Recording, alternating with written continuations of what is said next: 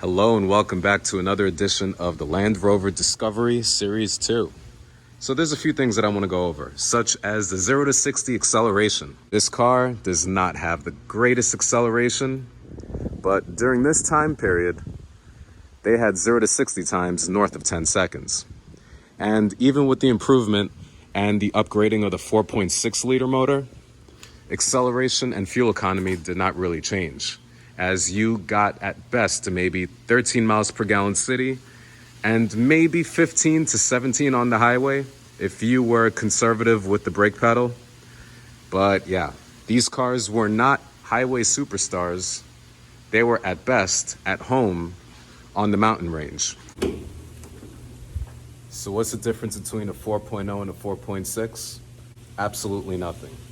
The 4.0 was the engine that was under the bonnet of the 2000, 2001, as well as the 1999 model year. You don't really need a lot of power, and acceleration didn't improve between the 4.0 and the 4.6.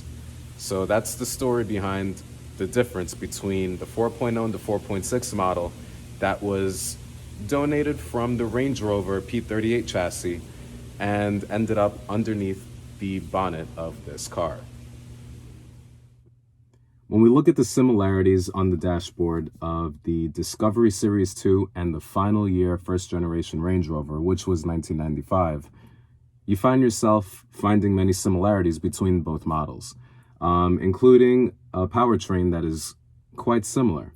You have a 4-speed ZF derived automatic, as well as a Buick derived V8 that was donated by GM during the 1940s and was continued in use up until around the year 2002, before the Ford Motor Company bought the rights of Land Rover from the BMW group. So a lot of the part sharing between models was common during these days, especially if companies like BMW, the parent company at the time, wanted to save a considerable amount of cash. So the only thing that they would do is develop the interiors of the vehicles and try to develop some of the ergonomics around some of the existing platforms that had already been existing. Well, people paid for the Range Rover based on the nameplate alone. They saw the Range Rover logo emblazoned across the front of the bonnet, and they were immediately sold. They were willing to pay the $20,000 premium over the Discovery, which had the same engine and pretty much had the same interior features, including leather and anything that you could potentially option, including some of the colors. The only difference was the body styling, as well as some suspension components, but it's still a body-on-frame construction at the end of the day. And people appreciate the Discovery for what it is, including the quirky roofline that is now on the car.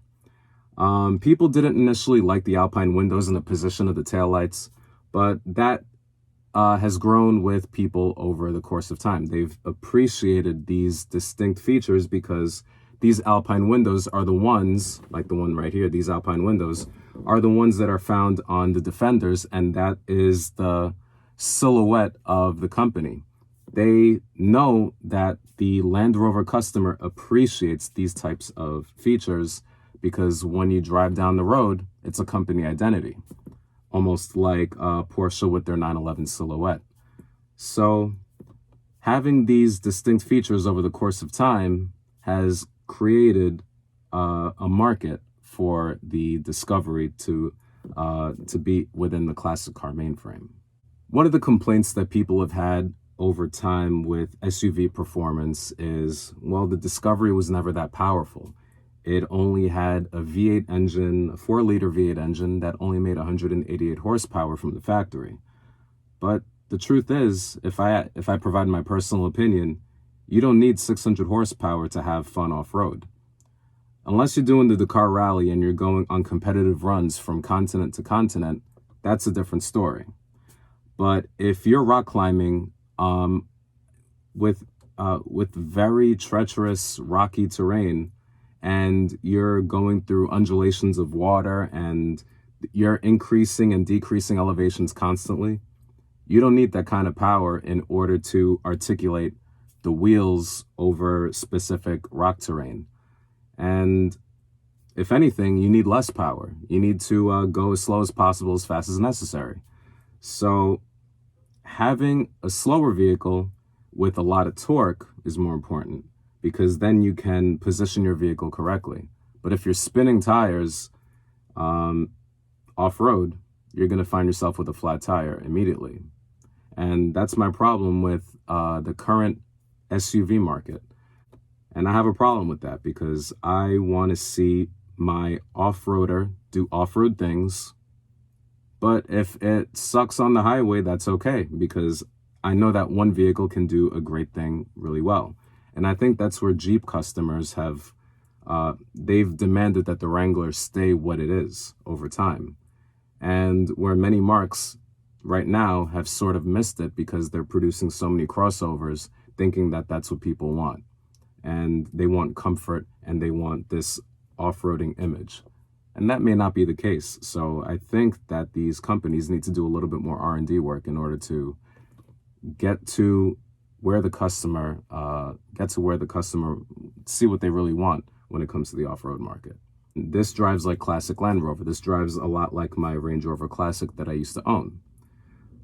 So yeah, I mean, I want to see performance vehicles be performance vehicles.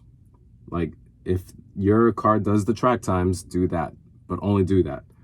We don't need 600 horsepower SUVs going off-road. To me, this doesn't make any sense. All right, so if you like what I had to say in regards to this Land Rover Discovery, please consider liking, subscribing, and commenting down below. I hope to bring you more coverage of this Land Rover Discovery while I spend more time here in Florida. So yeah, thank you, take care, and hit the notification bell while you're at it. Be well.